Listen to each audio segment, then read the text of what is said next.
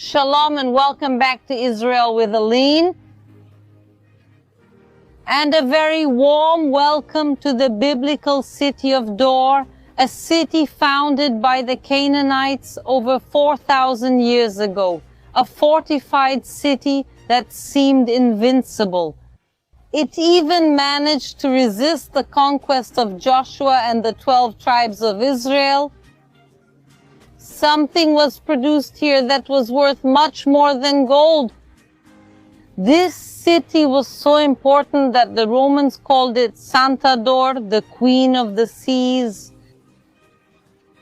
Let's discover this impressive biblical city and find out what caused the downfall of this city that seemed indestructible.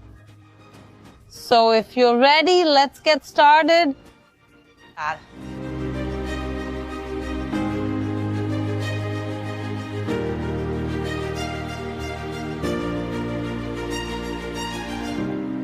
The Canaanites founded the city of Dor to be a port city, but also a fortified one. And that's why it was considered in ancient times to be an impregnable city. Take the people of Israel, for example.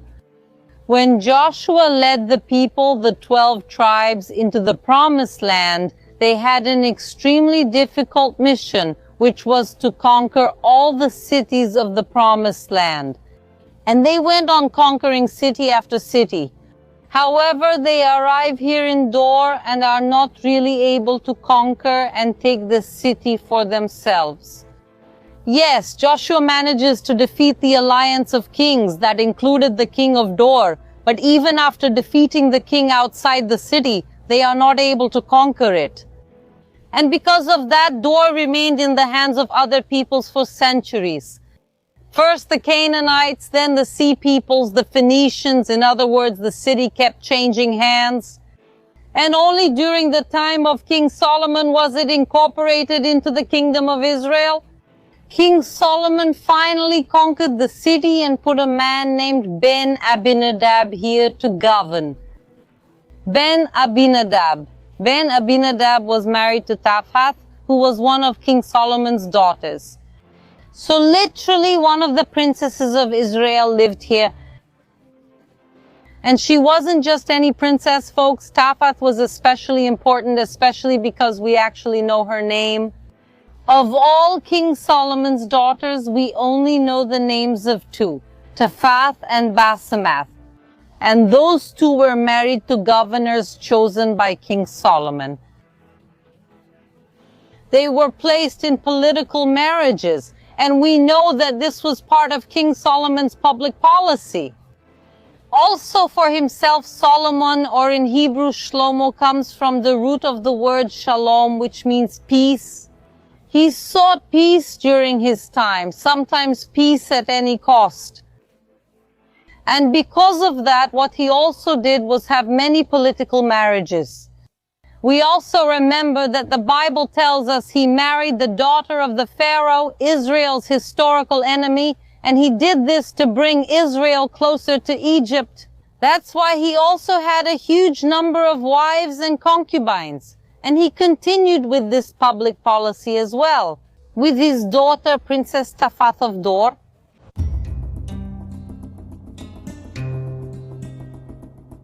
Even with its reputation for being impenetrable, together we are now going to conquer the city of Dor. Come with me.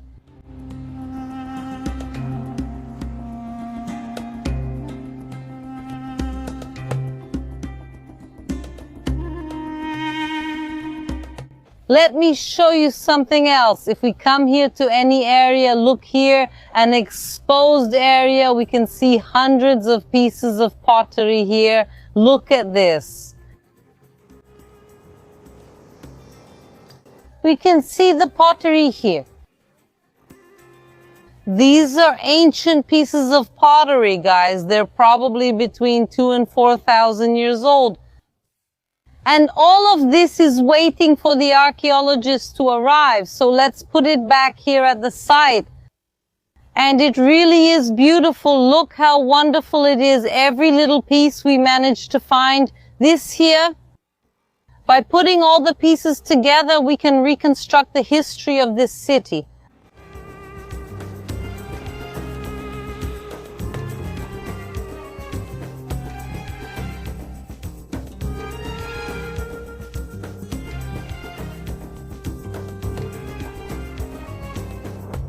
I've been living here in Israel for almost 20 years, and I'm pretty used to the beauty of the country, but I have to tell you that Dor has really left me amazed. This place is amazing. I just want to show you a little bit of what I'm seeing. On the side, we see the Mediterranean Sea, majestic with its clear waters. Here on my other side, look with me, the whole mountain, the entire slope, and it's in bloom. Of course, this reminds us of Isaiah's prophecy that says the desert will bloom again. We have to remember that more than 60% of Israel is desert, and that a good part of the areas that flourish today used to be just wasteland. And seeing this place like this, knowing that it's not even planted, is truly amazing. And in the background, of course, we can already see the archaeology, which is our destination. But let's just, while we're heading there, really enjoy all this view, all this natural beauty of Dor and of Israel. I'm a tour guide in Israel. I speak Portuguese and English, and I really wanted to learn Hebrew. But no platform actually helped me. I tried all kinds of apps, but it felt like I was learning textbook Hebrew, not the Hebrew real Israelis actually speak. Then I discovered Lingopie, the Netflix of language learning. After work, I usually watch TV, so being able to learn a new language while doing something I already enjoy feels incredibly easy and natural. So now I just watch Israeli TV series and learn at the same time. I can tap on any word I don't know and instantly get a translation with context. But what really changed the game for me is that I finally understand real Hebrew slang, the nuances, the jokes only Israelis understand. Plus, it's got tools built in like flashcards, so you can practice later to better learn the words, not just by reading them the first time, but also by taking notes and even fun quizzes. With Lingopie's double subtitle feature, I've started to pick up more words like manishma. Now I can put sentences together, tell a joke in Hebrew, and make Israelis look at me in surprise and ask, "Wait, are you Israeli?" Lingopie offers 13 plus languages like Spanish, French, Italian, Chinese, and more. If you also want to learn a language in a way that feels real and not boring, try Lingopie today. And since you are coming through my channel, you can get 55% off yearly plan and 7 days free trial. Just scan the QR code or click the link below to start learning today. And let me know in the comments how it's going for you. Israel teaches me every day that history lives through language, and now I can finally speak it.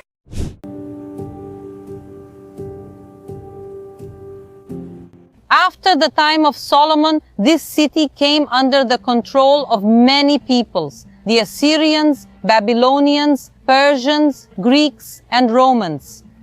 And each of those peoples left its mark here. There are gigantic structures in this city, but most of them are buried here beneath these hills. The question is, where did they get so much money from? How did this city become so prosperous? Now let's discover the financial secret of Dor. Now let's go down the hill back towards the Mediterranean Sea and those ruins with their secrets of wealth.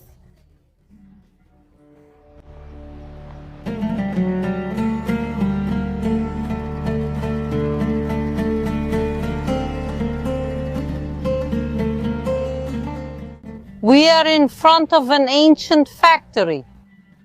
And this factory generated practically all the wealth, all the money of the entire biblical city of Dor. But what was produced here that was so valuable, that was worth 3 times more than gold? This is a purple dye factory. Yes, a dye factory, something that nowadays might sometimes seem so trivial. It was one of the most expensive products of antiquity. The color purple was so difficult and so expensive to produce that it was made in very, very small quantities and only used in the finest products of the ancient world. Used, for example, in the clothing of royalty, in objects that were used to worship God. There were even objects in the tabernacle that used the color purple. There was gold, silver, the finest materials, acacia wood, and the color purple was also used there. The wealth of Dor, in fact, is something that nowadays might seem simple. But back then, people fought and even killed to get just a little bit of this dye.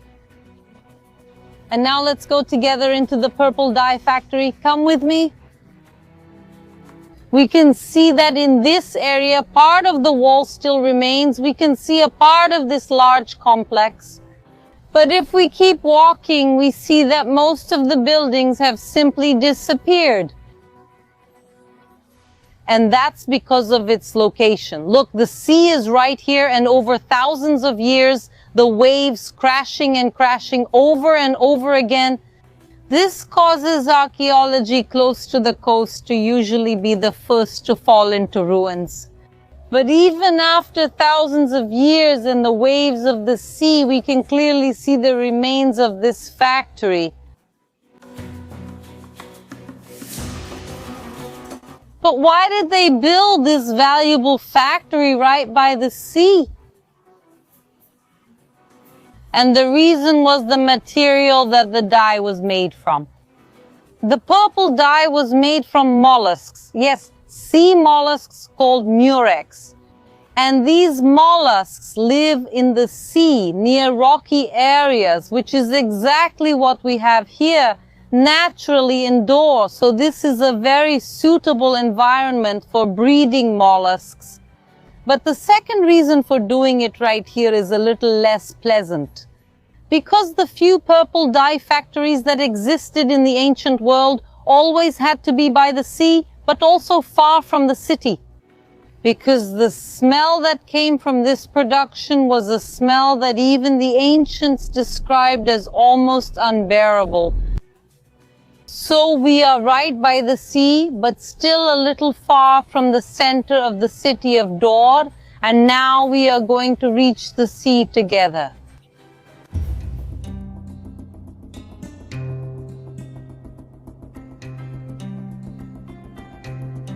Notice the amount of shells and snails along the way. So this here isn't old, all of this is modern, but we can see that it's an area suitable for mollusks and different species. Look at this one here too. So we can clearly see that this system of small pools really works even without maintenance up to this day.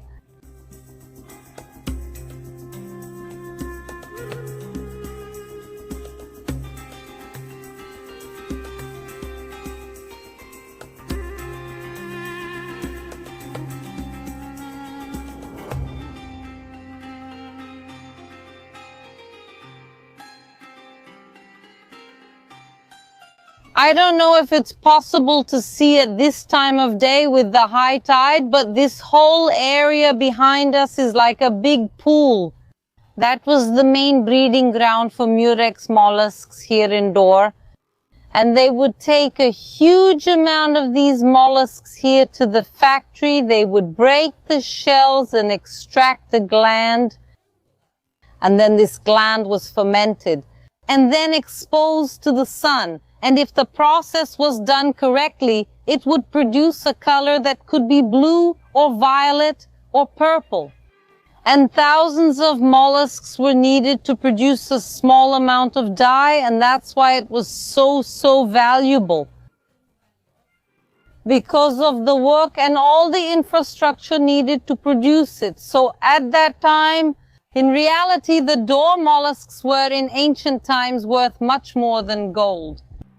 And to say that purple, the biblical argaman, was worth more than gold, isn't that an exaggeration? Do we have historical evidence of this fact? Like when the Roman Emperor Diocletian wrote in his official edict that a pound of purple dye cost about 3 pounds of gold. Of course, the price varied throughout ancient history, but purple dye was always a luxury product only for the rich, for royalty, and for ancient temples. And maybe we can imagine Tafati herself, the daughter of Solomon, the princess of Dor, wearing purple clothes as she walked here through the city? It's hard to show in the video how beautiful this place is. It really feels like we're in paradise on earth. And another thing that catches my attention as I walk, I don't know if you can hear it, the ground here has an entire area where the whole floor is made of shells. Look at this. And again, this connects with the rock formations, and that's why the people, even in the ancient times of Dor, realized that this would really be the perfect place for their purple dye factory.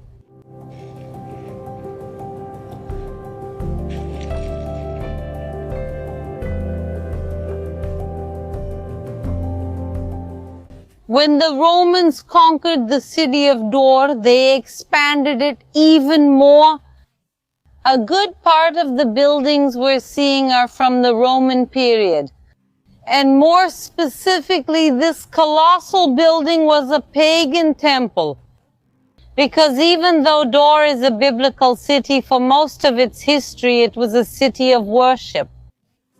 Pagan worship and idolatry. And the city of Dor was so important to the Romans that they gave this city a special legal status. It was like an autonomous city, a Roman city-state. And it was so important that it had the right to mint its own coins. In the archaeological excavations that were carried out in this place, which were not many, more than 50 coins from Dor were found here. And on them was written Saint Dor, Queen of the Seas. Because it was considered sacred, because for them there was literally idolatry here, with the images they worshipped. So imagine here a gigantic temple that rose up to the heavens, and it was also called the Queen of the Seas. Because in this city there wasn't just one port, there were actually 3 ports. So this was one of the gateways into and out of the land of Israel throughout history. And that's why whoever controlled Dor controlled a large part of the maritime trade. The population of Dor grew so much during the Roman period that they built a new water system for the city. A gigantic 12-kilometer aqueduct. The city in the Roman period was growing and flourishing. So what happened to this city? Why are only ruins left today? Dor was not destroyed by war or by earthquakes like most of the ancient cities in Israel that are in ruins. What is the mystery that caused the end of this city? It wasn't any pandemic, it wasn't any natural disaster. What caused the end of this city was a public construction project. Yes, let me explain to you, not far from here to the south, there's another Roman city. The city of Caesarea Maritima, also a city by the sea. There was a small fishing port there, but nothing that could compete here with Dor. But everything changes with King Herod the Great. He transforms Caesarea into a great city. And there he builds a gigantic port. A port much larger and deeper than the one at Dor. And that's why when the ships passing through the Mediterranean needed a place to dock, they all preferred Caesarea. In fact, some of the people who worked here in the maritime trade started moving to Caesarea. Dor didn't disappear because of any tragedy. Instead, it was because the city simply lost its great maritime importance. Because of the port of Caesarea, the population slowly abandoned the city. And also other purple dye factories were being established in other places. mainly further north. And without the exclusivity of the purple dye or of this great port, the city lost its economic importance, and the city will simply be abandoned and left in ruins. This great city simply ended in oblivion. So, this great city that rose up to the skies and seemed invincible and indestructible simply disappeared from history. And only the ruins remained here so that we can come back to tell about the past glory of Dor. I hope you enjoyed today's video. If you did, don't forget to leave a like, and I'll see you next week.